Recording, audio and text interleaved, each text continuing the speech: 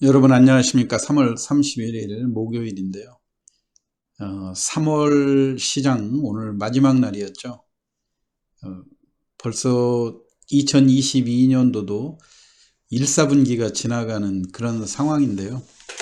오늘 시장에서는 제가 최근에 유상증자 물량하고 관련해서 대한전선에 대한 설명, 청약할 때부터 그 다음에 유상증자 물량이 출회될 때 차익 거래를 하는 그 투자자들이 대략 어떤 가격, 얼마 정도 그 바닥권이 형성이 될 것인가, 이런 그 시점에서 지난 금요일 날 방송을 해드렸죠. 그런데 오늘 의외로 2억 8,500만 주의 대량 거래가 수반되면서 대한전선이 어제 이제 유상증자 물량이 출회된 이후에 불과 하루 지나가지고 초반에 이제 대부분이 어제 나와 있던 그 3억 8천만 주에 이르는 이런 물량들이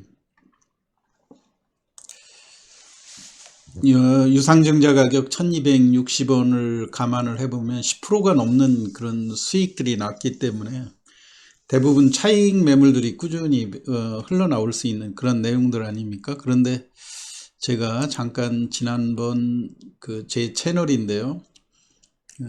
지난 금요일 날 했던 그 내용, 대한전선 유상증자 물량 상장 임박과 상장일 전후 주가 전망과 매매 전략이라고 한 그 내용을 보고 그때 요약했던 내용을 한번 되돌이켜 보도록 하겠습니다.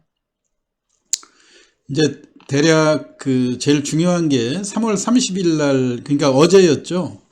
어제 상장이 되기 때문에 3월 28일 월요일부터 공매도가 가능하기 때문에 대략 공매도가 가능한, 전에 같으면 공매도 가능한 첫날 대부분 그 대규모 유상증자 했던 주식들은 저점을 찍는 가능성이 높다. 그런데 요즘 같은 때는 시장도 약하고 그 다음에 유상증자 물량이 좀 그 3억 8천만 주에 이르고 수량도 많고 하기 때문에 이 주식이 완전히 계좌에 들어오는 3월 30일까지는 저점을 보는 것이 낫다, 그런 말씀을 드리면서 제가 유상증자 가격이 1260원이고 그동안 그 거래됐던 그 신주 인수권 프리미엄이 약 100원이었던 걸 감안을 하면 우선적으로 나올 수 있는 가격이 1450원 전후.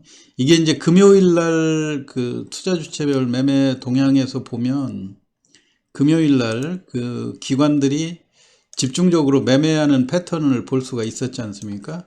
이렇게 900만 주가 넘는, 이게 이제 금요일이었고요. 이제 월요일부터 공매도가 가능해지니까 주가가 1,400원대로 약했었고, 장중 최저점이 이때가 1,350원 대략, 그리고 어제 같은 경우 1,360원 뭐 이 정도를 저점으로 하면서 그래도 종가에 플러스로 전환한 그런 상황 아닙니까? 그렇기 때문에 의외로 바닥권에서 유상증자의 짧은 차익을 누리는 그런 그 투자자들은 이익을 실현하고 빠져나갔는데 불과 하루 만에 이렇게 시장이 상한가로 돌변한 그런 상황은 누가 뭐라고 그래도 지금 이제 외국인들에 대한 그 개념을, 외국인들의 그 투자 포인트를 우리가 중점적으로 봐야 된다, 이런 말씀을 드리고 싶어요. 우리가 대한전선을 유상증자를 하고 감자도 하고 하면서 제일 우려했던 대목들은 우선 감자를 해서 액면가 100원짜리로 됐기 때문에 1850원이 과거에 500원짜리로 생각했을 때보다는 그 프리미엄이 10배 이상 높기 때문에 조심을 해야 된다, 이런 말씀을 드렸고, 그리고 무엇보다도 전체적인 주식 수량이 12억 4,400만 주에 이르기 때문에 주식 물량이 너무 많아가지고 이 주식이 가볍게 상승하기에는 조금 부담스럽다, 그런 측면에서 계속 말씀을 드렸던 거 아닙니까? 그런데 왜 이 시점에서 외국인들이 증자 이후 물량 부담이 우려되고, 그 다음에 1200원에 받은 이런 그 물량들이 얼마든지 쏟아질 수도 있는 이런 상황에서 어떻게 이렇게 갑작스럽게 공격적인 매수로 전환을 했는가, 요 부분을 잘 봐야 되고요. 그 다음에 이번에 아무래도 대한전선의 키포인트는 외국인들의 매매 행태가 좌우할 거라고 생각이 됩니다. 지난번 작년이었죠.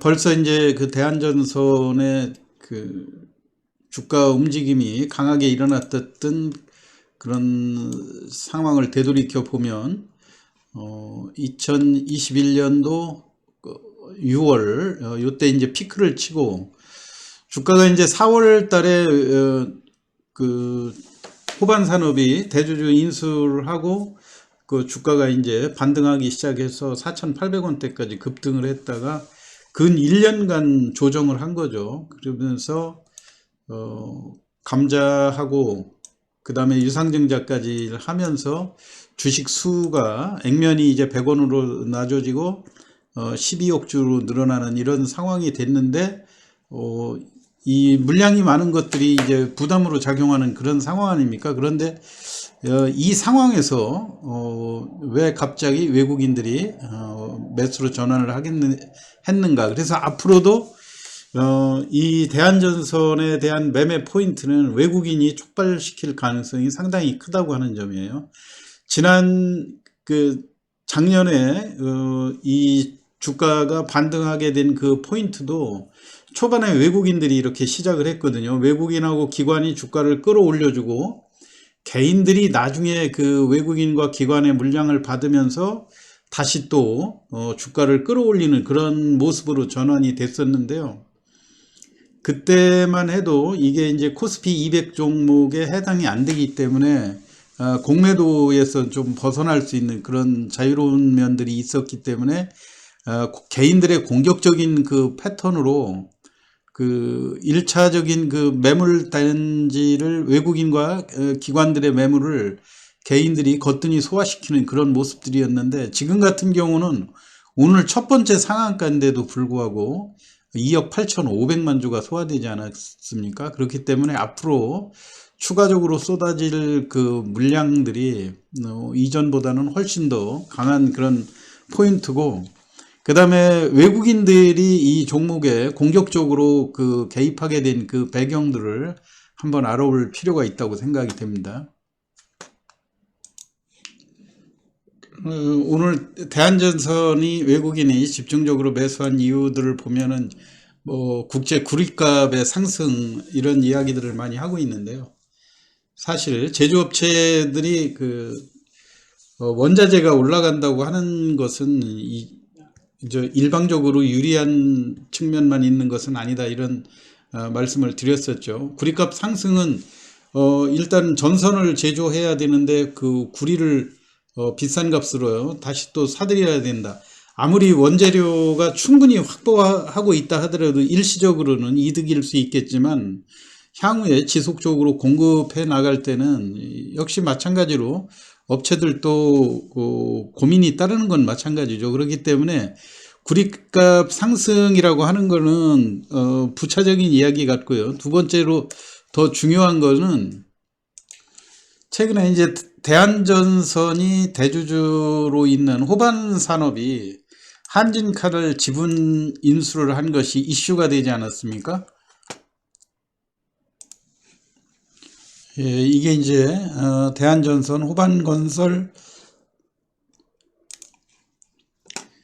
한진칼 지분 인수에 급등한다는 이런 기사 내용인데요. 이 내용에서 보듯이 KCGI가 이제 지분 이제 한진칼에 공격적으로 투자를 했던 사모펀드 운용사로 잘 알려져 있지 않습니까? 강성부 펀드로 알려져 있는. 근데 이 펀드에서 가지고 있던 물량 940만 주를 13.97%, 5,640억 원에 인수를 하면서 2대 주주가 됐고요. 기존에 시장에서 매수했던 호반건설이 매수했던 물량을 포함하면 17.47%를 보유하게 되는 거거든요. 그렇기 때문에 호반건설에서는 인수합병 또 M&A를 통해서 사업 다각화를 추진해 왔는데 이번에 항공업을 중장기적인 관점으로 보고 투자하는 것이다, 이런 이야기를 했어요. 그렇기 때문에 지금 시장에서 호반건설이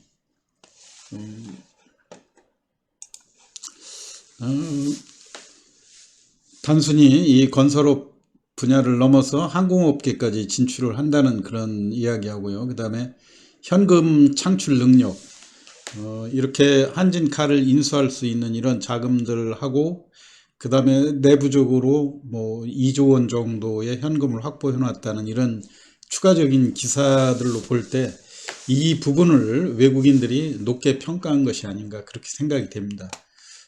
그걸로 인해서 물론 이제 앞으로 이 회사의 주가 전망, 물론 이제 다양한 방법에 있어서 대한전선이 이 호반 산업의 유일한 상장사라고 하는 점도 하나의 큰 매력으로 작용할 수도 있겠죠. 그렇기 때문에 향후 여러분들이 이 포인트로 봐야 될 것은 오랜만에 기존의 그 고점들을 한꺼번에 돌파하는 이런 모습들이 상당히 긍정적이기는 한데요. 또한 그 지금 시장에서 아무래도 이제 대형주들, 특히 이제 공매도라든가 이런 걸로 인해서 그 대형주들이 약한 이런 공간을 타고 초저가주로 외국인들이 재료가 있는 이런 종목들로 집중적으로 공략한 것은 상당히 높이 평가할 수 있는 이런 대목이기 때문에 앞으로 이 대한전선의 매매 포인트, 키 포인트는 외국인들이 잡고 있다, 이렇게 생각이 돼요. 그리고 오늘 같은 날 2억 8,500만 주가 거래가 됐고 상한가도 상당히 텀을 두고 이루어지지 않았습니까? 그렇기 때문에 내일도 예상할 수 있는 이런 패턴들은 일단 오늘 그 물량 부담들도 있고요. 내일 만약에 또 5% 이상 또 주가가 급등해서 상승으로 갈 경우 차곡차곡 이번에 유상증자 받았던 그런 매물들을 지속적으로 소화하는 과정이 나와야 되지 않겠습니까? 그렇기 때문에 충분히 더 거래량이 2억 8천만 주 이상, 한 5억 주 이상 거래되는 그런 사례들도 얼마든지 나올 수 있을 거라고 생각이 되고요. 그래서 제일 중요한 핵심은 물량 부담이 언제든지 따를 수 있는 이런 종목들이기 때문에 시초가가 얼마에 형성이 되는가, 그 다음에 시초가를 크게 훼손하지 않으면서 음봉으로 전환하지 않고 시초가 위에서 시세를 형성하면서 변화가 된다 하면은 긍정적인 신호로 보고 접근하셔도 될 것 같고요. 여하튼 지금 외국인들이 이 대한전선에 집중적으로 매수한 배경이 호반 산업의 현금 창출 능력이라든가 또 항공업 진출, 그 다음에 그 유일한 그 호반 산업의 상장사이기 때문에 대한전선이 핵심, 그 향후의 핵심 기업으로도 변화될 수 있다고 하는 점, 이런 것들을 한번 중점적으로 보면 이번에 촉발된 외국인의 매수가 지난번 우리가 그 안랩의 경우에서도 보았듯이 5% 이상 지분을 신고하고 불과 한 4, 5일 만에 그 이익을 실현하는 그런 사례들도 있지 않았었습니까? 그렇기 때문에 여러분들이 이번의 경우는 대한전선이 나올 수 있는 물량, 이 유상증자 물량까지 해서 충분히 나올 수 있다고 하는 점을 염두에 두시면서 과연 오늘 촉발된 외국인의 매수가 지속될 수 있는가, 여부를 잘 지켜보시면서 대응을 하시면 될 것 같습니다. 오늘 대한전선의 주가 전망, 외국인이 왜 공격적으로 매수를 하는지 이 부분에 대해서 설명을 드렸습니다. 투자에 참고하시기 바라고요. 오늘 시황 마치겠습니다. 감사합니다.